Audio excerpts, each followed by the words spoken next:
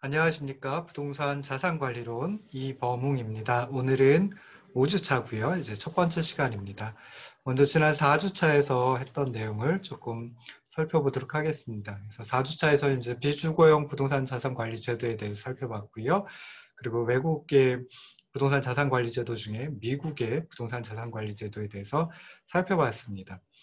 먼저 이제 우리나라의 부동산 자산관리 운영 현황과 제도 중에 이제 비주거용 부동산 자산관리 제도를 살펴봤는데요. 여기서는 제도의 변천 그리고 관련 법령, 뭐 정확히는 관련 법령의 이제 주요 내용입니다. 그리고 관련 자격제도 이 세 가지에 대해서 살펴봤습니다. 먼저 이제 비주거용 부동산 자산관리 제도의 변천을 보면은 우리나라의 비주거용 부동산 자산관리 제도는 이제 단일화된 기본 법령을 두고 있지는 않다라고 하는 점에서 이제 주거용 부동산 자산관리 제도하고는 좀 차이가 난다라고 생각해 볼 수 있습니다. 그럼에도 불구하고 이제 구분 소유된 건물 또는 구분 점포 등에 대해서는 집합건물법의 적용을 받지만 이것도 이제 사적 자치에 좀 치중을 하고 있다라고 설명을 드렸습니다. 그래서 집합건물의 소유 및 관리에 관한 법률, 약칭 집합건물법이라고 하죠. 그래서 이 법은 집합 건물 내에서의 공동생활을 합리적으로 규율하고 그 권리관계를 간명하게 공시해서 법적인 안정성 그리고 거래의 편익을 제공하기 위해 84년에 제정이 되었고 85년 4월에 시행이 이루어졌습니다. 그래서 80년대에 들어서 이제 그 고층 아파트라든지 대규모 상가, 업무용 빌딩 이런 집합 건물이 급속히 증가를 했습니다. 그래서 집합 건물의 적정한 유지 관리의 필요성이 커졌고요. 구분 소유자의 권리의 내용이 무엇인지 그리고 그 권리의 보장을 목적으로다가 집합건물법이 제정되었다라고 생각을 하시면 좋을 듯 싶습니다. 2003년에 개정이 이루어졌었는데요. 구조 및 이용상 독립성이 있는 건물 부분만 구분 소유권의 객체가 될 수 있도록 규정이 되었고요. 이때 비로소 이제 상가 건물에 대해 구분 소유권이 인정되는 구분 점포를 규정을 했습니다. 그리고 2020년에 좀 대폭적인 개정이 이루어졌는데요. 관리인 선임 신고 제도, 임시관리인 선임 제도, 분양자의 최초 관리단 집회 소집 의무, 수선 적립금 규정 신설, 그다음에 공용 부분 변경을 위한 의결 정족수 완화, 회계 감사 의무 규정 신설, 구분 점포의 바닥 면적 요건 삭제 등의 이제 대폭적인 개정이 이루어졌습니다. 그래서 이러한 집합건물법의 이제 주요 내용을 갖다 살펴보면요. 먼저 이제 관리단이라고 하는 게 있습니다. 그래서 건물에 대해서 구분 소유 관계가 성립하면 그 구분 소유자 전원을 구성원으로 하는 관리단을 의무적으로 구성하도록 하고 있습니다. 그리고 이런 관리단의 목적은 건물 및 그 대지 그리고 부속시설의 관리에 관한 사업을 시행하는 것을 목적으로 하고 있습니다. 관리단이 있으면 이제 규약이라고 하는 것도 이제 필요하겠죠. 그래서 집합건물법에서 모든 걸 다 규정할 수 없기 때문에 집합건물법에서 규정하지 않은 건물과 대지, 부속시설의 관리 또는 사용에 관한 사항을 정하도록 하는 것이 이제 규약입니다. 근데 이런 규약을 갖다가 쉽게 이렇게 만들어내기가 어렵기 때문에 표준 규약이라고 하는 걸 만들어서 이제 제공을 하고 있습니다. 그래서 집합 건물의 효율적이고 공정한 관리를 위해서 시도지사가 표준 규약을 마련해서 보급하도록 하고 있고요. 주된 내용으로는 구분 소유자의 권리와 의무, 규약의 설정, 변경, 폐지, 그리고 공동의 이익과 관련된 전유 부분의 사용 등에 관한 사항을 포함을 하고 있습니다. 자, 관리단이 만들어지면 이제 관리단 집회라고 하는 것을 할 수 있습니다. 그래서 관리단 집회는 구분 소유자가 공동의 문제를 협의하기 위한 자치 의결 기구이다라고 생각을 하시면 좋을 듯 싶고요. 공용 부분의 보전 및 변경과 관리에 대한 결정, 집합 건물을 관리하는 권한 등을 가진 관리인의 선임 및 해임, 그리고 관리단의 사무는 관리인에게 위임한 사항 외에는 관리단 집회의 결의에 따라 수행하도록 하고 있습니다.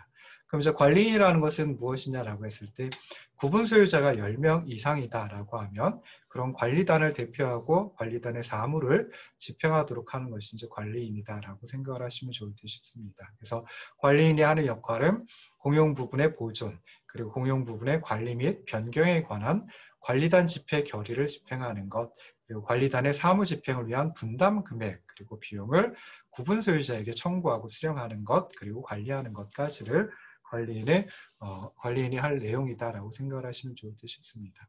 그래서 관리위원회라고 하는 걸 둘 수도 있는데요. 관리위원회는 관리인의 사무집행을 감독하는 일종의 위원회라고 생각해 볼 수 있고요. 관리위원회를 둔 경우에는 관리인이 사무집행을 할 때 관리위원회의 결의를 거쳐야 할 수 있도록 이제 해놓고 있습니다. 근데 아주 미미한 사항 같으면 규약으로 이제 정해가지고 관리위원회 결의 없이 관리인이 이제 맡아서 할 수 있도록 하는 경우도 있습니다. 자, 마지막으로 이제 비주거용 부동산 자산 관리와 관련된 자격제도에 대해서 살펴볼 텐데요. 1997년 IMF 구제금융위기 이후에 이제 대규모 오피스 빌딩을 위시한 비주거용 부동산 자산 관리의 수요가 증가를 했습니다. 그러다 보니까 이제 관련 전문가들의 수요도 증가했는데요. 그때까지는 이제 전문적인 공인 자격제도가 존재하지 않았습니다. 그러다 보니까 미국 부동산관리협회 IREM의 CPM이라고 하는 자격증을 획득한 재산관리자들이 주로 전문가로 활동을 했습니다. 그러다 이제 우리나라에서도 이 비주거용 부동산 관리 전문가가 필요하다라고 생각을 해가지고 부동산 전문 인력 의무 채용 제도라고 하는 걸 도입을 했는데요. 이것은 이제 부동산 투자회사법에 의한 리츠와 관련된 내용입니다. 그래서 리츠의 영업 인가 후에 재산관리 PM 그리고 자산관리 AM 업무를 수행할 수 있는 그런 그 전문가를 갖다가 의무적으로 채용하도록 하는 제도입니다. 그래서 자기관리 부동산 투자회사 같은 경우에 자기관리 리츠의 경우에는 영업 인가 시에 3명 이상의 자산 운용 전문 인력을 확보하도록 하고 있고요. 영업 인가 후에는 6개월 경과할 때까지 5명 이상을 확보하도록 하고 있습니다. 그렇긴 하지만 이것은 이제 자기관리 리츠의 경우이고요. 대부분의 비주거용 부동산에 대해서는 법적으로 뭐 이런 그 비주거용 부동산 관리에 대한 자격증 소지자의 고용을 의무화하고 있지는 않습니다. 그래서 이제 좀 전문가가 필요하다라고 하는 그런 점에서 비주거용 부동산 관리에 대한 공신력 있는 국가 자격 제도가 필요하다라고도 생각을 해볼 수 있습니다. 현재 이제 민간 자격만 있는데요. 공인 민간 자격인 빌딩 경영 관리사가 있고요.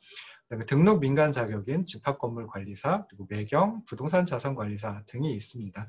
그렇긴 하지만 이런 자격사들이 좀 공신력이라든지 아니면 실효성 측면에서 많은 의문이 좀 제기되고 있는 그런 추세이다. 뭐 이렇게 이제 생각을 해보시면 좋을 듯 싶습니다. 자, 외국의 부동산 자산관리 제도, 그 중에 이제 미국에 대해서 살펴봤습니다. 그래서 미국의 자산관리 제도는 이제 전 세계의 자산관리 제도의 그 자산관리 역사하고 마찬가지다라고 생각해 볼 수 있죠. 그래서 미국의 자산관리 또는 자산관리 제도의 변천을 4개의 시기로 구분해가지고 살펴볼 수 있습니다. 그래서 1920에서 50년대, 1960년 내지 70년대, 1980년 내지 90년대, 2000년대 이렇게 살펴볼 수 있는데요. 1920년대에서 50년대까지는 주로 이제 그 이전에는 소유주가 직접 부동산 관리를 했었습니다. 20년대 이후에 기업들이 사업을 급속하게 확장시키면서 대형 빌딩들이 속속 건축되고 건물 관리업이 이제 등장하기 시작했습니다. 그래서 1921년 빌딩 소유자 관리자 협회, 약칭 보마라고 하는 BOMA라고 하는 단체가 설립을 했습니다. 1930년대에 이제 굉장히 큰 위기가 있었죠. 대공황이 있었습니다. 그래서 대공황이 있었지만 이제 자산 관리와 관련해서는 굉장히 큰 진보 또는 발전이 이루어졌습니다. 그래서 대공황으로 인해서 금융기관이 대규모 부실 자산을 인수하기 시작했고요. 그러다 보니까 금융기관 입장에서 수익성에 초점을 맞추는 그런 재산 관리가 많이 필요했습니다. 그래서 재산 관리 PM이 이제 발전하기 시작했고요.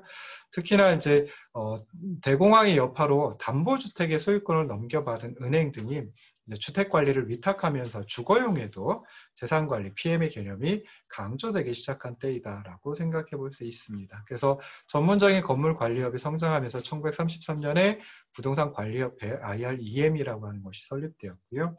그 다음에 1938년에는 IREM에서 CPM이라는 자격 제도를 도입했고, 그래서 이 CPM이라는 자격이 우리나라에서도 굉장히 큰 맹위를 떨치고 있습니다. 그래서 부동산 관리 업무의 전문성을 강화하려고 이제 노력을 했다라고 생각해 볼 수 있죠.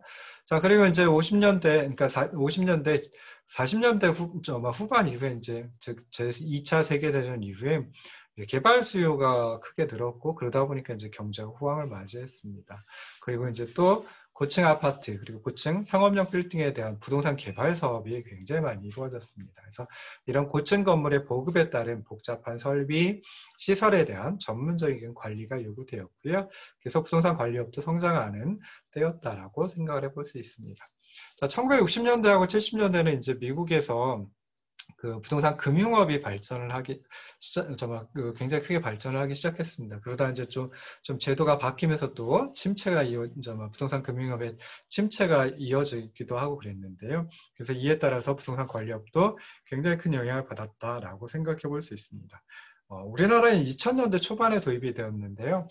리츠라고 하는 것을 미국에서는 1960년대 초반에 도입을 했습니다. 그래서 리츠가 도입됨에 따라서 적은 자본으로 대규모 부동산 개발이 가능해졌고요. 그래서 많은 금융기관 그리고 투자은행들이 리츠 시장에 이제 참여를 하게 되었습니다. 그래서 부동산 개발 시장이 급속도로 팽창했고요. 그 개발 사업에 자금을 대출해주는 대출형 리츠가 굉장히 크게 성장을 했습니다. 근데 1973년에 국제 석유 위기가 이제 시작이 되었거든요. 그래서 제1차 석유 위기가 있었고 그때 리츠 시장이 굉장히 크게 위축이 되었습니다. 그래서 담보대출 위주의 대출형 리츠들이 많이 파산을 했고요. 그러다 보니까 리츠 회사들이 자산 관리를 위탁 관리가 아닌 자기 관리형으로 다 이제 전환을 하기 시작했습니다. 그래서 자신이 소유하고 있는 리츠 회사 스스로 소유하고 있는 부동산 자산을 직접 관리하는 그런 운영 체계로 이제 바뀌게 되었다라고 생각해 볼 수 있습니다. 그리고 주거용 부동산도 이제 임대주택 관리를 통해서 수익성을 극대화하는 이런 목적으로다가 많이 전환이 되었습니다. 그래서 공동주택 전문 관리자 수요가 이제 증가를 하게 되었고요. 이에 따라서 이제 IREM이 1975년에 ARM이라고 하는 자격 제도를 또 도입했습니다. 그리고 분양공동주택협회라고 하는 CAI도 이제 1973년에 관리자 인증 프로그램인 PCAM을 개설했습니다. 자, 80년대하고 90년대는 아까 제가 60년대, 70년대 제도를 갖다가 얘기를 했었는데요. 그게 아니라 80년대, 90년대 이제 그 제도적 지원에 힘입어서 호황을 맞았다가 그러다가 또 이제 제도적 지원이 좀 사라지는 바람에 다시 이제 위기에 봉착하는 그런 시기였습니다. 그래서 1980년대 초반에 이제 경제가 또 굉장히 많이 회복이 됩니다. 세계 경제가 회복이 됩니다. 그러면서 이제 그때 들어섰던 레이건 정부가 뭐 세제 개혁을 한다든지 해가지고 이런 제도적 지원에 힘입어서 부동산 시장이 호황을 맞이했습니다. 근데 부동산 시장이 너무 지나치게 과열되다 보니까 이제 과잉 투자가 유발이 되었고요. 1980년대 들어서 이제 경제 성장이 미국의 경제 성장이 이제 둔화가 되었고 그러면서 또 이제 정권이 바뀌어가지고 그 부동산 투자에 유리한 제도적 지원 정책이 1986년에 많이 폐지가 되었습니다. 그래서 부동산 경기가 위축이 계속 가속화되었고요. 부동산 개발에 상당한 자금을 대출해 주었던 중소규모의 이제 저축 대부조합이 위기에 봉착을 하게 됩니다. 그래서 이런 저축 대부조합의 부실 자산 처분을 위해서 이제 1989년에 정리신탁공사가 출범을 했고요. 이런 그 부실 자산의 처분을 민간에 위탁함으로써 자산과 부채를 종합적으로 관리하는 자산 관리로 부동산 관리의 영역이 확대되었습니다. 그래서 1930년대 대공황의 여파로 시설 관리에서 재산 관리로 FM에서 PM으로 넘어갔다라고 했죠. 1980년대 후반에도 이제 굉장히 큰 위기가 있었는데 미국의 위기가 있었는데 이때 이제 재산 관리에서 자산 관리로 PM에서 AM으로 부동산 관리 영역이 이제 달라지게 확대되게 되었다라고 이제 생각을 하시면 좋을 듯 싶습니다. 자, 그러다 이제 1990년대에는 유례를 찾아볼 수 없을 정도의 굉장히 그 낮은 경제 성장이 미국에 있었고요. 그다음에 또 이자율도 굉장히 낮았습니다. 그러다 보니까 부동산의 임대료 그리고 자산 가치가 급격하게 이제 상승을 합니다. 그래서 부동산 시장도 큰 호황을 맞이하게 되었고요. 그래서 부동산 회사들이 기업 합병 그리고 자산 유동화 뭐 이런 것들을 통해 가지고 회사 규모를 점차 키우고 또 서비스의 전문화를 가속화시켰다라고 생각해 볼 수 있습니다. 자, 2000년대 이후에는 이런 추세가 계속 지속적으로 이루어지고 있습니다. 그래서 2000년대 미국의 부동산 자산 관리는 대형화, 종합화, 세계화 뭐 이런 것들을 지향하는 거대한 종합 부동산 서비스 회사들이 주도하기 시작했고요. 자산관리 서비스의 핵심도 이제 단순한 서비스 제공에서 종합적인 어떤 솔루션을 제공해주는 이런 형태로 이제 바뀌기 시작했습니다. 그리고 2010년대 이후에는 부동산 자산 관리가 이제 경제 상황과 주변 환경의 변화에 좀 초점을 맞추면서 또 변화하고 있다라고 생각을 해볼 수 있습니다. 미국의 부동산 관리 자격 제도는 민간 비영리 단체의 주도로 발전을 했습니다. 크게 부동산 관리사 제도 그리고 주택 관리사 제도 둘로 이제 나누어 볼 수 있는데요. 부동산 관리사 제도는 뭐 대표적인 게 그 빌딩 소유자 관리자 협회, 보마의 부동산 경영사 RPA, 그리고 설비 유지 경영사 SMA, 시설 관리 경영사 FMA 뭐 이런 것들이 있고요. 그 다음에 부동산 관리협회 IREM에서는 이제 CPM, ARM 뭐 이런 것들이 이제 부동산 관리사 제도이다라고 부동산 관리사 자격이다라고 생각하시면 좋을 듯 싶습니다. 그리고 이제 주택 관리사 제도에는 그 분양공동주택협회 CAI에 뭐 CMCA, AMS, PCAM 뭐 이런 그 분양아파트 관리자 인증 프로그램이 있고요.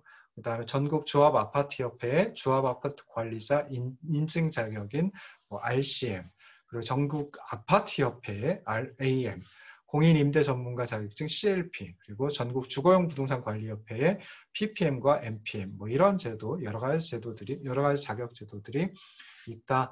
그 중에 이제 가장 유명한 것은 그 CPM 그리고 ARM이라고 생각을 해볼 수 있습니다. 자, 그 다음에 또 미국에는 이제 전문적인 주택관리회사를 인증하는 그런 그 ACC 제도라고 하는 것도 있다라고 하는 것까지 지난 시간에 이제 설명드렸습니다. 자, 이번 시간에는 외국의 제도 중에 이제 영국과 일본의 제도에 대해서 살펴보도록 하겠습니다. 그래서 마찬가지로 이제 강의안을 띄워놓고 진행을 하도록 하겠습니다. 그래서 강의안 40쪽을 보시면은 영국에 대해서, 영국의 부동산 자산 관리 제도에 대해서 나와 있습니다. 그래서 영국의 부동산 자산 관리 제도는 우리나라하고 마찬가지로 좀 주거용 부동산 관리에 초점을 맞추고 있다라고 생각해 볼 수 있습니다. 근데 좀 다른 거는 영국은 1900년대 초부터 오랜 기간 동안 주거관리제도를 주거복지 차원에서, 그러니까 주거용 부동산 관리 제도를 주거복지 차원에서 발전시켜 왔습니다. 그렇다 보니까 이제 주택 관리를 전문으로 하는 주택 관리사의 업무 영역이 굉장히 광범위하고요. 그다음에 주택 관리사 양성 조건, 그러니까 자격을 취득하기 위한 조건도 굉장히 까다롭다라고 생각을 해볼 수 있습니다. 먼저 이제 주거용 부동산 자산관리제도 특징의 변천에 대해서 이제 살펴볼 건데요. 영국의 주거관리는 그 여성을 훈련시켜서 임차인의 갱생, 임차인의 사회 적응, 이런 복지 차원의 주거관리를 추구하려는 목적으로 1916년에 여성주택종사자협회 AWHW를 결성하면서부터 시작되었다라고 보통 얘기를 합니다. 이 단체는 1917년, 1937년 좀씩 명칭을 바꿨고요. 그러다가 1948년에는 남성의 입회, 그 전까지 이제 여성만 할 수가 있었는데 남성의 입회를 허용하면서 이제 주거관리사 협회라고 하는 이름으로 개칭을 했습니다. 그러다가 또 한 30년쯤 뒤에 1975년에 공인주거협회 CIH라고 하는 그런 단체로 다 명칭을 이제 개칭을 했습니다. 그리고 1932년에 굉장히 오래됐죠. 공식적인 직업 자격 인증 제도를 또 도입을 했습니다. 그래서 영국의 주거 관리는 처음부터 주택의 물리적 관리보다는 복지 차원의 통합적인 주거 관리로 시작되었다라고 하는 게 이제 가장 대표적인 어떤 특징이다라고 생각을 해볼 수 있습니다. 그리고 계속 말씀드리지만은 복지 차원의 통합적인 주거 관리, 이것이 이제 영국의 주거용 부동산 관리 제도의 대표적인 목적이다라고 생각을 하시면 좋을 듯 싶습니다. 그래서 다른 나라들 같으면 이제 FM서부터 시작해가지고 그걸 조금씩 넓혀가는, 확장시켜가는 시설 관리로부터 시작해서 확장시켜가는 그런 어떤 변천의 특징을 보여주고 있는데요. 근데 영국은 처음서부터 복지 차원의 통합적인 주거관리 서비스로부터 시작됐다라고 생각을 하시면 좋을 듯 싶습니다. 그래서 아까 말씀드린 공인주거협회 1975년에 이제 CIH로 개칭했다라고 했는데, 이 공인주거협회는 주거관리에 관한 교육 그리고 훈련기관의 역할을 담당하고 있고요. 그리고 관련된 직능단체 Y, 연합활동 등을 통해서 끊임없이 회원들의 재교육에 힘쓰고 있다라고 생각해 볼 수 있습니다. 그래서 이러한 이유는 영국 같으면 일찍부터 사회 개혁가들이 열악한 그 환경의 노동자 계급 그리고 저소득 계층의 주거 상태를 개선하기 위한 정책으로다가 주거 관리를 굉장히 중요하게 여겼기 때문이다라고 생각을 하시면 좋을 듯 싶습니다. 그래서 1980년대 중반까지 영국은 실질적으로 모든 주택과 관련된 사업을 정부의 통제하에 두었습니다. 그리고 지방자치단체를 토대로 해가지고 이런 주택 사업을 시행하고 있었습니다. 그래서 주택 관리 시스템도 지방자치단체 소속의 주택관리사가 단지 관리, 주거용 단지가 주택 단지가 있으면 단지 관리를 담당하고, 그다음에 주거 관리를 주택 정책의 기본 과제로 여기고 있었다. 그러니까 국가의 어떤 통제라든지 국가의 어떤 국가의 개입이 굉장히 컸었다라고 생각을 해볼 수 있죠. 그래서 영국에서는 지자체가 지역의 주택 시장 그리고 주택 소요를 파악하고 지역에 맞는 그런 주택을 공급하고 주택관리 서비스를 제공해 왔다라고 생각해 볼 수 있습니다. 그러던 것이 이제 1985년에 영국에서도 이제 정권이 바뀝니다. 그래서 주택법을 전면적으로 개정을 하고요. 국가와 지방자치단체에서만 담당을 하고 있던 공공주택의 공급을 민간에서도 할 수 있도록 이제 점을 바꿨습니다. 그래서 공공주택 임대인 등록 제도를 도입해가지고 민간 부문에서도 공공임대주택의 공급과 관리를 할 수 있도록 했고요. 공공주택 임대인들을 주택협회에 소속점을 시켰습니다. 그래서 현재 영국에서는 지방자치단체, 임대인 대표, 그리고 기타 이해관계자들이 참여하는 지역주택회사, 이 지역주택회사라고 하는 것이 공공주택의 공급 및 관리자 역할을 수행하고 있다라고 생각을 하시면 좋을 듯 싶습니다. 그럼 영국의 이러한 그 주거용 부동산 관리 제도의 특징, 어떤 것이 있을까라고 했을 때 이제 몇몇 가지 생각을 해볼 수 있습니다. 크게 두 가지 이제 생각을 해볼 수 있는데요. 자, 크게 보면은 그 영국은 주택 정책의 선진국이라고 보통 불리우고 있습니다. 그래서 그 이유가 이제 주택 정책의 수립 시행에 있어서 중앙정부, 지방자치단체, 그리고 정부와 주민, 공공과 민간의 역할 분담이 민주적으로 이루어지고 있다라고 생각하기 때문에 주택 정책의 선진국이라고 얘기를 하고 있습니다. 그래서 이렇게 이제 그 민주적으로 이루어지다 보니까 그러니까 서로 소통을 하고 서로 협의를 하고 그리고 이제 어떤 결론을 맺고 이제 실제로 이제 정책을 시행하기 때문에 주택 정책의 입안 그리고 실행이 순조롭고요. 그리고 주택 관리도 좀 철저하게 이루어지고 있기 때문에 주택 정책의 선진국이다라고 생각해 볼 수 있습니다. 그래서 그 특징을 보면 첫 번째는 전문적인 공공주택 관리 형태를 취하고 있으면서 주택정책과 관리체계에 의해 단계적으로 운영이 되고 있습니다. 그래서 중앙정부의 주택법의 집행을 총괄하는 주택성이라고 하는 것이 있고요. 그리고 그 주택성을 관장한다라고 할까요? 주택성의 상위 조직으로다 정책을 담당하는, 정책을 마련하는 중앙정책심의회가 있습니다. 그리고 주택법을 직접 수행하는 지방공공단체인 주택협회가 있고요. 이 주택협회에서는 공공주택의 유지 관리를 자율적인 권한과 책임을 갖고 수행할 수 있는 주택관리위원회가 또 존재하고 있습니다. 그래서 첫 번째 특징, 전문적인 공공주택 관리 형태를 취하고 있으면서 주택정책과 관리체계에 의해 좀 단계적으로 운영이 되고 있다. 두 번째로는 이제 그 공공임대주택에서 입주자의 참여가 굉장히 적극적으로 이루어진다라고 하는 점을 또 영국의 주거용 부동산 관리 제도의 특징으로 살펴볼 수 있습니다. 그래서 주거 관리의 대상이 이제 그 해당 부동산이 이제 관리의 대상이다라고 생각해 볼 수 있는데요. 그뿐만이 아니라 이제 입주자인 임차인도 이제 좀 그 뭐랄까요, 이런 좀 주거 관리와 관련된 어떤 그 협의라든지 이런 데 굉장히 많이 포함을 시키고 있습니다. 그래서 그들에게 최선의 가치를 제공하는 것을 목표로 해가지고 주민들이 참여를 하고 그 주민들의 참여를 통해서 주택 문제를 해결하려고 한다라고 하는 점이 이제 굉장히 큰 그 영국의 주거용 부동산 관리 제도의 특징이다라고 생각해 볼 수 있습니다. 그래서 입주자들 주로 이제 임차인이 되겠죠. 그래서 임대 공동주택에서 발생하는 문제 그리고 해결 방안 등을 건의를 하고요. 지자체에서는 이제 기본 시책을 결정함에 있어서 입주자들의 의견을 꽤 많이 수렴하려고 노력을 하고 있습니다. 그러다 보니까 이제 입주자들이 주거 관리에 참여를 하고 그러면 이제 공실이 적어질 테고요. 임대료 체납이라든지 이런 것도 적어질 수 있었습니다. 그리고 시설 관리 효율성도 높아졌고요. 시설 훼손이라든지 범죄 발생, 입주자의 이주율 이런 것들이 이제 크게 감소하였다라고 생각해 볼 수 있습니다. 자, 영국의 주택관리사 제도에 대해서 이제 한번 살펴보면요. 영국에서 주택관리사는 이제 처음에는 주로 국가 및 지자체에서 공급하는 이제 사회주택이라고 불리우는 게 있었습니다. 그래서 그런 것들을 관리를 했지만 1980년대부터는 이제 민간주택까지, 그러니까 국가 및 지자체에서 공급하지 않는 민간 부문에서 공급하는 민간주택까지 관리 연구를 확대하게 되었습니다. 그래서 영국에서 주택관리사는 이제 상당히 높은 사회적 위치를 가지고 있다. 그래서 우리나라의 뭐 공인중개사라든지 아니면은 지금 그 주택관리사 또는 주택관리사 보호하고는 조금 그 사회적 위치가 다르다라고 생각을 해볼 수 있습니다.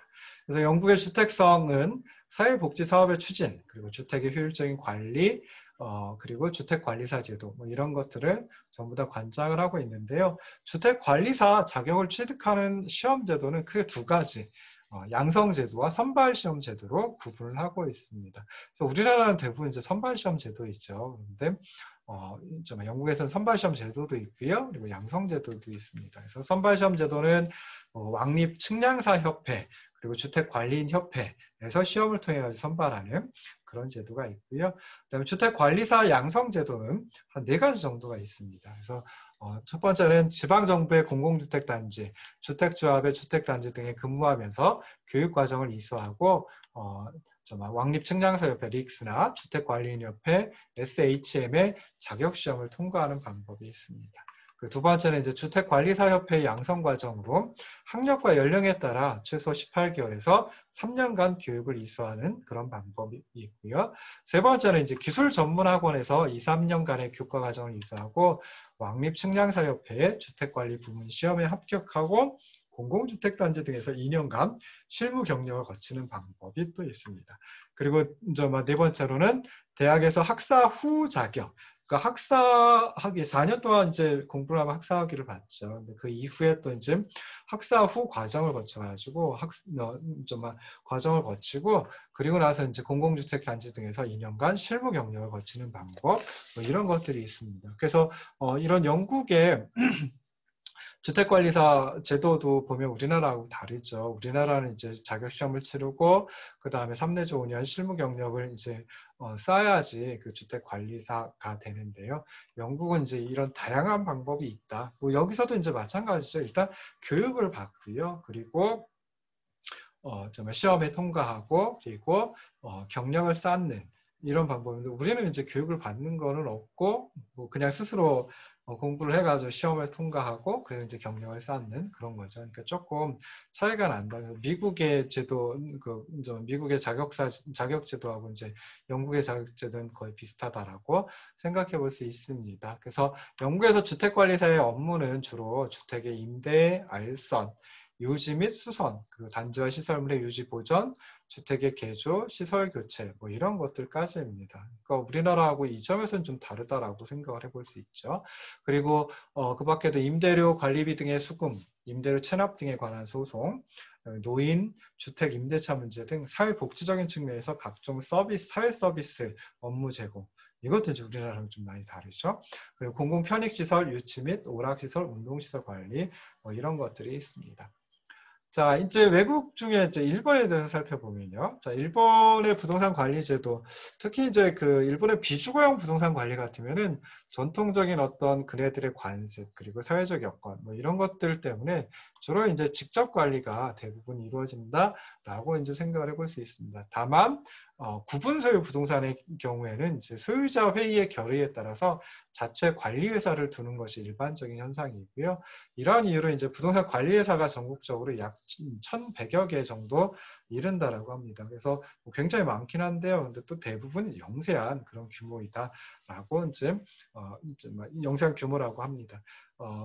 그렇긴 하지만은 공동주택관리 전문기관으로서 이제 단지 서비스 기관이 설치됨에 따라서 대부분의 공동주택 그리고 집합 건물에서는 이제 이들 기관에 단지 서비스 기관에 위탁하는 위탁관리 체제를 취하고 있다라고 하는 거, 이게 이제 우리나라는 좀 다른 점이다라고 생각을 하시면 좋을 듯 싶습니다. 그래서 일본의 부동산 관리 제도 관련된 것들을 보면요. 아까 우리나라에서 주로 공동주택, 뭐 아파트를 갖다 얘기를 하죠. 근데 일본에서 이제 공동주택을 맨션이라고 부릅니다. 그래서 일본의 부동산 관리제도 관련된 조직은 맨션관리센터라는 게 있고, 그다음에 고층주택 관리협회라고 하는 이 두 가지가 이제 대표적인 조직입니다. 그리고 그 이외에 이제 뭐 주택관리협회, 종합주생활 주식회사, 그리고 부동산관리협회 뭐 이런 것들이 있습니다. 그래서 맨션관리센터는 이제 재단법인인데요. 맨션관리센터는 이제 일본의 국토교통성 산하의 주택 관리와 관련된 정보를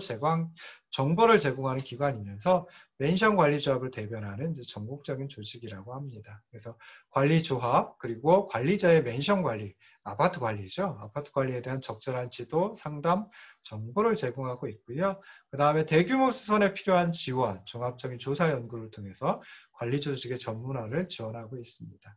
그리고 국토교통성으로부터 이제 맨션 관리사라고 하는 시험 그리고 등록 및 강습에 관한 사무를 위임받아서 시험 및 등록 기관으로 이제 지정되어 있다라고 생각하시면 좋겠습니다. 우리나라에도 이제 이 맨션 그 관리센터에서 하는 거, 뭐 적절한 지도 상담, 정보 제공하는 거, 뭐 정말 장기 수선, 대규모 수선에 필요한 지원, 뭐 종합적인 조사 연구 하는 기관이 있죠.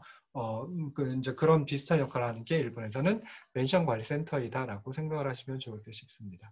자, 그 다음에 고층주택관리협회는 이제 사단법인입니다. 그래서 맨션관리회사를 대변하는 전국 조직입니다. 그래서 국토교통성하고 함께 맨션관리 정책을 주도하고 있는 그런 하나의 단체이다, 조직이다라고 생각을 하시면 좋을 듯 싶습니다. 그래서 뭐 분양 맨션, 그러니까 우리나라 같은 분양 아파트가 되겠죠. 이것이 이제 도시형 주택으로 정착하다 보니까 분양 맨션에 대한 관리 문제가 사회적으로 초점이 된 게 이제 1979년 정도라고 합니다. 70년대라고 합니다. 그래서 이때 이제 고층주택관리협회가 설립이 되었고요.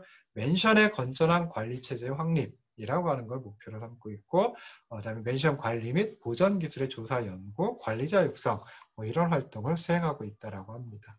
자, 일본의 부동산 관리 자격 제도는 뭐 크게 두 가지를 생각해 볼 수 있습니다. 그래서 공인 민간 자격인 빌딩 경영 관리사 그리고 인정 퍼실리티 매니저, 뭐 줄여서 이제 CFMJ라고 이제 표현하는데요.